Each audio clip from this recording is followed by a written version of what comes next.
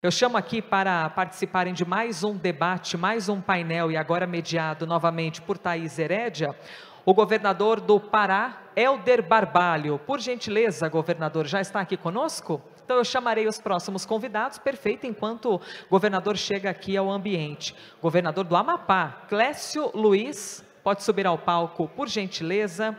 Também chamo o presidente da Petrobras, Jean Paul Prats, para também comparecer aqui e participar do nosso painel, a empresária Ana Cabral, CEO da Sigma Lithium, também bem-vinda. Bem-vinda a mais um evento da Esfera, sempre bastante participativa e colaborativa. O diretor de sustentabilidade do grupo Ambipar, Rafael Tello, por gentileza, pode vir ao palco. Cada um ali pertinho de sua fotografia no telão, bem-vindo ao palco do Seminário Brasil hoje. Agora eu preciso checar.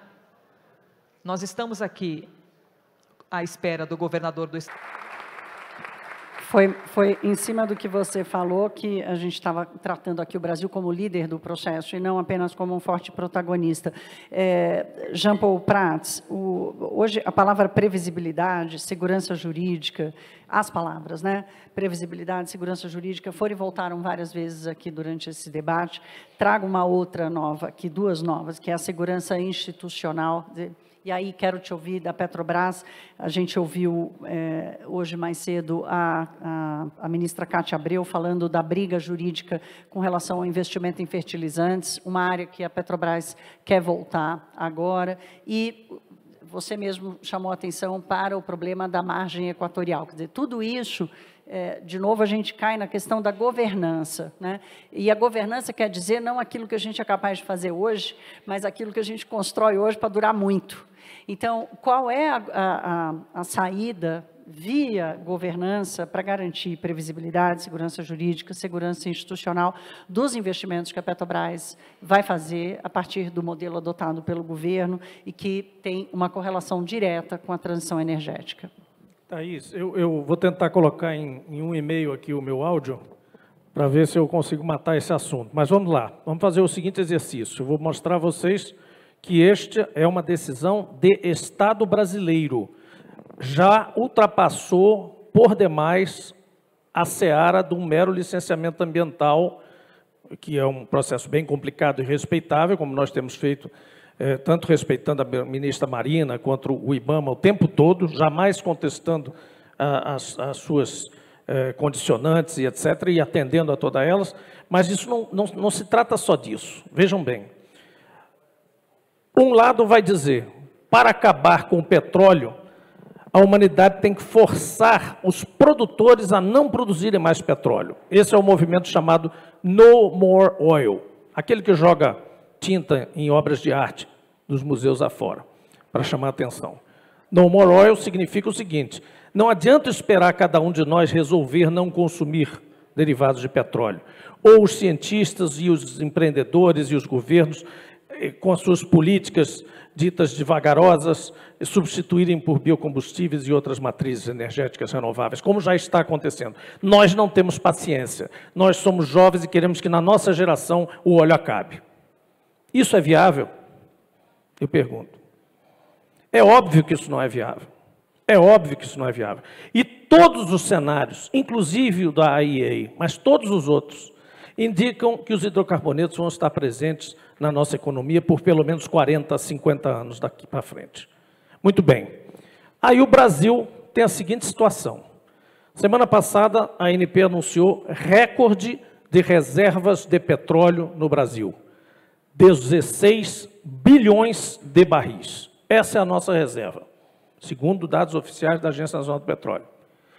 Façamos cálculos muito por alto aqui. Nós produzimos por volta de 1 bilhão de barris por ano. A cada ano, o Brasil produz e consome, graças à autossuficiência, 1 bilhão de barris. Bom, quanto é fácil, temos 16 anos de petróleo. Não, é pior, porque nós estamos consumindo mais, produzindo mais. Todo ano a Petrobras, pelo menos, produz mais, bate recordes de produção sucessivos. Então, imaginando isso, vamos aí para 13, 14 anos. E aí, daqui 13, 14 anos, precisamos ainda de petróleo. em maior ou menor grau, mas precisamos. Temos duas opções. O Estado brasileiro tem duas opções. Ou agora vai para novas fronteiras, margem equatorial, bacia de Pelotas, que são as que sobraram no offshore brasileiro e que são promissoras. Então, ou você fura para achar esse petróleo, depois fazer o licenciamento das instalações de produção, que essas sim vão fluir petróleo. E em 8 anos, a contar de hoje, se o poço fosse furado hoje, começa a produzir, portanto, 8 para 13 no cenário de extinção das reservas, ou eu me submeto à situação de voltar gradualmente a importar petróleo, e aí sim, da Guiana, do oeste da África, de países que vão receber royalties por isso. Então, nós pagaremos royalties ao Suriname, à Guiana, à Angola, à Nigéria, à Mauritânia. Ótimo para esses países, também precisam tanto quanto o Amapá, o Pará, a nossa Amazônia. Qual é a solução de governança nisso? Governança da renda petrolífera. Eu tenho gritado isso aos 4 ventos, mas eu não sou mais senador da República. Eu sou presidente da Petrobras. A Petrobras jamais se furtou e jamais discutiu pagamentos de royalties, participação especial, taxas de retenção, bônus. Nunca, nem nos piores tempos, ninguém da Petrobras contestou a tributação específica do petróleo. Nós temos uma operação na Amazônia. Essa operação tem 35 anos. Essa, de fato, é no coração da floresta. Até deixei uma foto aí para vocês quiserem projetar. Mas, se não projetar, alguns vão lembrar, entra no Google, vão ver Urucu. 35 anos lá, 20 mil empregos gerados. 3.800 diretos, 16.200 indiretos. A maioria, trabalhadores amazônidas. Desses, 40% dos municípios em volta dali. Carauari, Coari, enfim. Isso sem absolutamente nenhum incidente.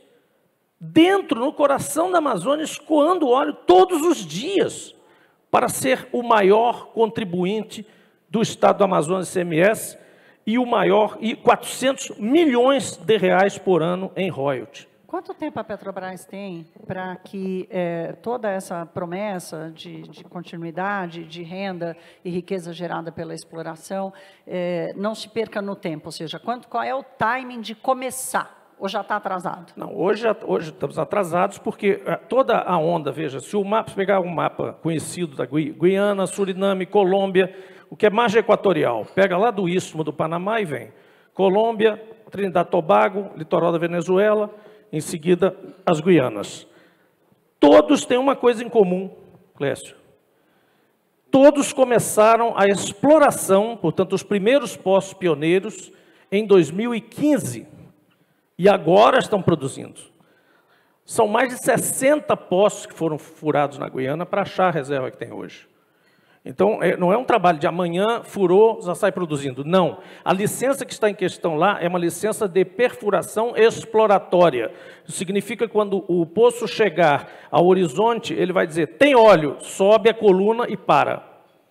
Ele não produz uma gota de petróleo comercialmente. Produz testemunhos e amostras. Para depois analisar durante 2 anos o que é que vai fazer com aquela descoberta declarada de comercialidade.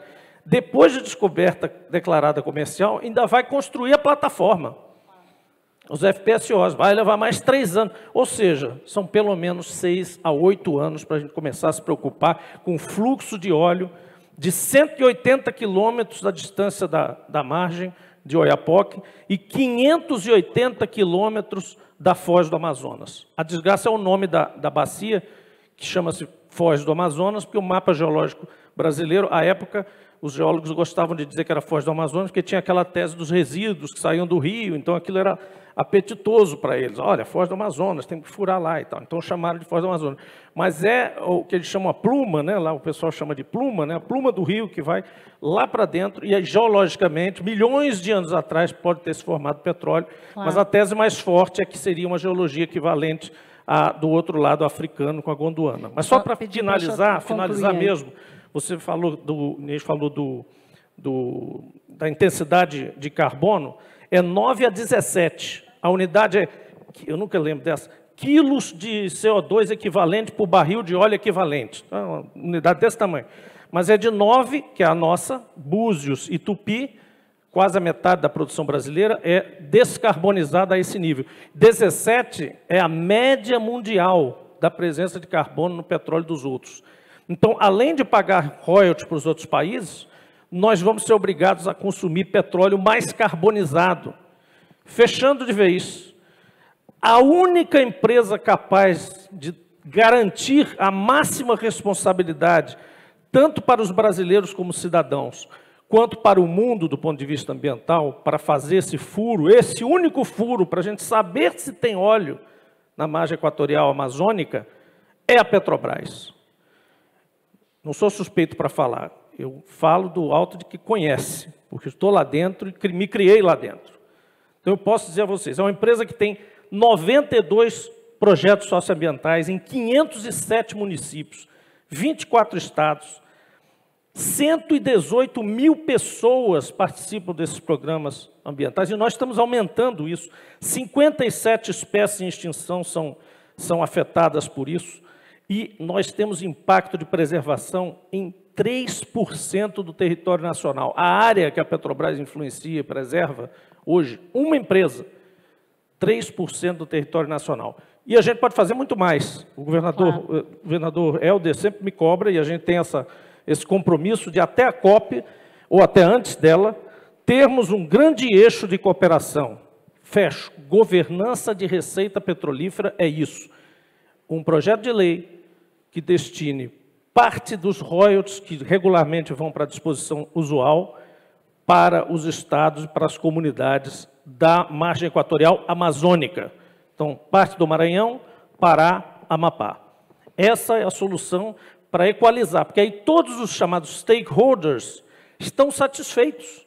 Todos estão equalizados. E, de fato, o dinheiro do petróleo vai financiar o conforto e a transição energética e bem-estar dos povos, dos locais em que tem que fazer diferença. Essa é a nossa proposta. Tomara Obrigado. Que quem tenha que tomar a decisão tenha lhe ouvido, né? Quem sabe vão ser convencidos. É uma batalha de convencimento aí também, né, Jean Paul? Eu vou usar esses 4 minutinhos finais para o Viana e Rafael, porque vocês são stakeholders dessa história, né? Não diretamente correlacionado à Petrobras, mas a esse investimento e a essa batalha, inclusive jurídica, de convencimento dos ambientalistas e tudo mais, do que fazer, de como fazer. Então, o fechamento de vocês, o que vocês ouviram daqui, Ana, se continua promissor? Eu acho que sim, eu acho que a sua resposta é sim, mas por quê? Não, porque é o ponto do Jean Paul, quer dizer, você tem hoje uma guerra de narrativas e muitas vezes desinformadas. E eu digo, mundo afora, o Brasil é o seu pior inimigo, né? Por exemplo, o que acontece hoje na transição energética é um projeto de Estado, porque é o Brasil garantindo o seu protagonismo nessa transição ecológica verde, ou seja, nós não só vamos propiciar a transição energética, como nós vamos fazê-lo de forma ecológica. Nós somos um dos países que conseguem entregar esses produtos industriais, materiais industriais, como o lítio, por exemplo, carbono zero. Hoje, compro o crédito lá no norte, né? Falta um pouquinho de crédito para zerar, a gente vai lá e compra todos os anos 59 mil toneladas de crédito de carbono, tem um contrato de 13 anos. Exatamente isso, a gente zerou na Amazônia, a $13 a tonelada. E isso vai para a mesa do homem amazônico. É o top-down, você tem o regulatório, mas a floresta fica em pé, você colocando o crédito na mesa do homem amazônico. É exatamente nisso que a gente acredita. Então, quer dizer, a gente tem aqui as condições de entregar um produto carbono zero, tecnologia de não ter barragem de rejeito, reuso da água, nós utilizamos água de esgoto, não usamos químicos nocivos, quer dizer, você entrega, talvez, hoje aqui no Brasil, o produto mais ambientalmente sustentável do mundo. E, mesmo assim, é um embate perene com a segurança jurídica do investimento. Então, é o ponto da Petrobras, e que o nosso ministro tem feito um trabalho impecável, quer dizer, a transição ecológica, a transição energética para o Brasil, ela é uma questão de Estado, porque você tem que ter o projeto de nação do que nós queremos ser daqui 10, 20, 30 anos, ditando para onde o país vai no quesito energético. E o mais bacana de ver é como a América do Norte se apoderou também do seu destino. Comparação, o fracking, né, o shale oil sands do Canadá, são 45 toneladas por barril. o fracking 26, 30, aliás. Então, quer dizer, claramente, mas não é esse o ponto. O ponto é que, para o projeto de nação, era a segurança energética, era o preço da gasolina na bomba. Então, é nessa linha que nós temos que seguir, seja nos minerais da transição energética, seja no futuro do hidrocarboneto, no crédito de carbono, quer dizer, é o pacote completo que a gente tem como oferecer como nação. Então, acho que somos aqui parceiros numa cruzada que é muito mais ampla e que é isso, na COP, concordo totalmente, é nós nos apropriarmos do nosso próprio destino, né? Porque senão você vai ser sequestrado por, enfim, né? Todos aqui queremos ser donos do nosso destino como cidadãos brasileiros. Acho que esse aqui, nós somos todos stakeholders para avançar esse país, né? Rafael, deixa eu ouvir um pouco sobre a disposição de fazer investimento que precisa, no tempo necessário para isso, diante da falta de previsibilidade, ou da pouca previsibilidade, da insegurança jurídica, enfim, inclusive num tema que nunca chamou muita atenção, né? Não sai bem na foto. A gente sabe que para a política sempre foi dito que construir túnel embaixo da terra não ganha voto. Hoje está mudando isso, quem faz saneamento está ganhando voto, né? A mesma coisa para o tratamento dos resíduos, eu acho. Com certeza. A gente está num momento agora muito oportuno que o tema vem ganhando mais relevância. Então, a gente está com uma política de economia circular em tramitação. A gente tem projetos de lei para ajustar, inclusive, a tributação de resíduos. Né? A gente precisa entender que, se a gente está tributando a atividade de recuperação e tratamento e valorização de resíduos, a gente está desestimulando essa atividade, especialmente quando a gente tem uma competição internacional. Então, é muito interessante, eu acho que a oportunidade nossa com a COP é justamente a gente conseguir mostrar para o mundo os desafios e as oportunidades da gente construir uma economia verde no século XXI. O Brasil tem tecnologia, a gente tem soluções. Hoje, como exemplo, aqui na Ambipar, a gente fez uma grande planta de valorização de resíduos no Peru, a maior do Chile, hoje é tecnologia brasileira, operada por profissionais brasileiros. Então, a gente tem condições, mas a gente precisa ter um arcabouço jurídico, né, regulatório, também tributário, que favoreça com que a gente possa ter escala. E aí, como eu falei mais cedo, a gente tem que voltar ao espírito do que foi pensado lá em 2010.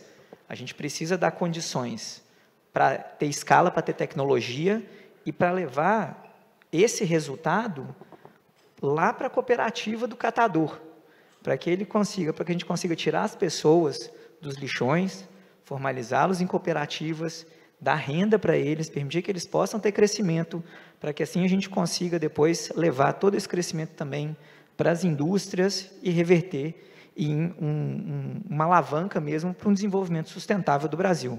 A gente acredita que isso é possível e a gente acha que a gente está conseguindo orquestrar essas soluções. A gente espera ter o apoio de todos para conseguir tornar isso realidade. Alô, Congresso Nacional, alô, reguladores do Brasil, agências regulatórias, né? Estamos ouvindo aqui quem está com a mão na massa, ou seja, no resíduo sólido do Brasil para vencer essa batalha. Olha, 1 minutinho para os nossos 2 governadores, um para cada um, para vocês fazerem um fechamento aqui, porque o nosso tempo já está acabando. Obrigado. Clécio. Vou dar a primazia do encerramento para o Helder, porque nós combinamos o seguinte, né? A COP vai ser realizada na região metropolitana de Macapá, na Grande Macapá, que é Belém, então está tudo certo. Bom, eu quero encerrar com a seguinte mensagem, né? Essa COP e as discussões que estão acontecendo e que continuarão a acontecer depois da COP, com muito mais clareza, no nosso caso do Amapá, o que nós queremos? Olha só, se eu falei ainda há pouco que nós temos os melhores indicadores ambientais do Brasil, os melhores. Isso é muito bom, nos orgulhamos disso e queremos manter. Mas, por outro lado, temos os piores indicadores sociais e econômicos. Isso, se nós não equalizarmos isso, nós não estaremos sendo honestos na nossa conversa, na nossa fala, no nosso debate. Então, nós temos que falar claramente. Olha, nós temos isso aqui como exemplo para o mundo, mas a nossa condição econômica e condição social não é exemplo. Nos envergonha. E nós queremos provar que, através de uma economia da floresta, baseada em recursos naturais, com verticalização, agregação de valor, nós podemos, através desses ativos ambientais, puxar os indicadores sociais e econômicos. É isso que nós esperamos da COP e desse debate todo que nós estamos fazendo. Muito obrigado, Helder. Eu vou só fazer um complemento aqui ao que você disse, governador, porque eu acho interessante, essa é uma transição também de visão para o norte e o nordeste brasileiro, né? A gente já enxergou o centro-oeste como uma grande potência do agronegócio, e agora começa a enxergar o norte e o nordeste como uma potência para a transição energética, e se todos fizerem ou cometerem poucos erros, talvez a gente possa ver uma redução dessa distância abismal entre as regiões sul e norte e nordeste do Brasil. Em 2 segundos, uma conversa que tivemos aqui... Eu te dou 2 minutos. Que nós tivemos aqui, muito interessante. Na verdade, o Jean Paul já adiantou aqui, o Brasil já está fazendo transição energética há algum tempo. Sabe o que é melhor? É que agora está fazendo diversificação energética com as novas possibilidades que estão acontecendo. Nós estamos fazendo um estudo no Amapá, por exemplo, de todo o potencial eólico e solar, com uma emenda que foi colocada quando o Jean Paul era senador, junto com o Davi. Então, nós estamos além. Transição já estamos fazendo, agora estamos entrando na diversificação das matrizes energéticas. E tem que chegar, tem que gerar riqueza, né, governador? Tem que chegar na vida das pessoas, fazer diferença na vida das pessoas. Governador Helder. Bem, eu queria fazer um grande chamamento. A COP da Floresta é a grande oportunidade do Brasil. E é fundamental que nós possamos mobilizar a sociedade brasileira em torno desta agenda e deste momento, para que nós possamos fazer com que a floresta viva possa valer mais do que floresta morta, para que nós possamos trazer soluções baseadas na natureza, para fazer com que haja desenvolvimento socioambiental, para que nós possamos mostrar que o país pode liderar esta agenda e fazer uma convocação ao planeta diante das urgências climáticas, criando economias verdes. Esta é a grande oportunidade do Brasil. Sempre que me colocam como um desafio enorme, eu olho sobre o ângulo da enormidade, da oportunidade que esta COP traz para nós. E não pode ser em outro lugar, tem que ser na floresta. A COP da Floresta, a COP em Belém, será o reencontro da essência ao qual se atribuiu às Nações Unidas do chamamento às partes para debater meio ambiente. Nós teremos na COP em Belém 10 anos após a COP de Paris. Será o momento de visitar todos os compromissos que os países fizeram lá em 2015 em redução de emissões, em financiamento climático, para que nós possamos visualizar o que cada um contribuiu e o que cada um está disposto a recuperar o tempo perdido diante das urgências. É um momento que nós teremos para debater a floresta sob o ângulo da preservação, do papel para o equilíbrio do clima, mas, acima de tudo, como solução econômica de valorização do nosso bioma e do meio ambiente.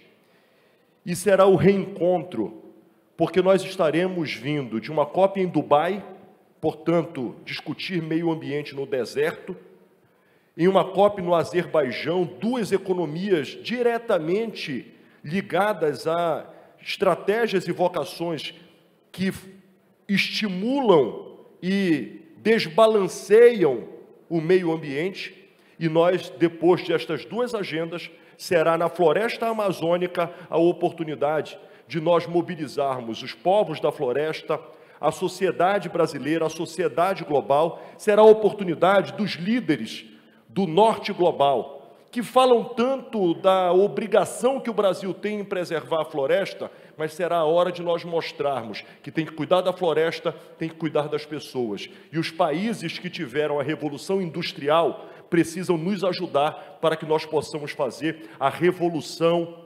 ambiental, e esta revolução ambiental colocar o Brasil como protagonista das soluções, das urgências climáticas, do desenvolvimento e da transição ambiental, para que nós possamos projetar um futuro melhor para a humanidade. E não há lugar melhor, com mais simbologia credibilidade e, acima de tudo, como escolha do que fazer tudo isso na floresta amazônica. E eu convido a todos a estar em Belém do Pará no próximo ano para que nós possamos construir o futuro do planeta. Muito obrigado. Obrigada, governador. Acho que a gente está vivendo um momento ímpar para isso. Eu estava vendo ontem a Bienal de Veneza, que é certamente o maior encontro artístico do mundo, em que o pavilhão principal está todo pintado, está todo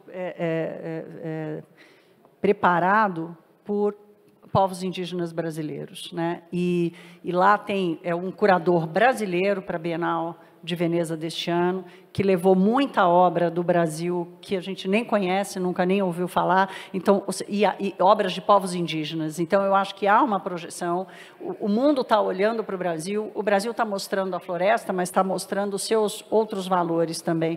Eu espero que a gente consiga traçar e caminhar por essa trajetória, governadores, Jean Paul, a Ana, Rafael, cada um de vocês aqui representando um dos pedaços desse quebra-cabeça do Brasil, cometendo a menor quantidade de equívocos possível. Muito obrigada, governador Helder Barbalho. Muito obrigada, governador Clécio Luiz, presidente da Jean Paul Prats, não, calma, presidente da Petrobras, Jean Paul Prats, Ana Cabral, que é CEO da Sigma Lithium, e o Rafael Tello, que é diretor de sustentabilidade da Ambipar. Obrigada, João, Camila, Ana, obrigada pelo convite, parabéns ao Esfera, uma boa tarde a todos.